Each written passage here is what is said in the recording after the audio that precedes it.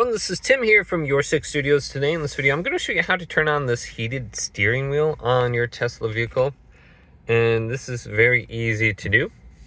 Just go on over to the screen right here. And then we can go down to the climate option. And we can see there is an option for a heated steering wheel down here. We can just tap it. The fan is on automatically. When you see the red, it's heated. Red 1 is less heated.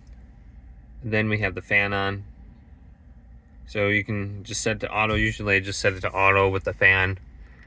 It's not winter, so I don't really need it heated, so you can cool it or heat it. Then if you don't see this option anywhere, you do have the ability to find it under here, heated steering wheel. You can just tap this.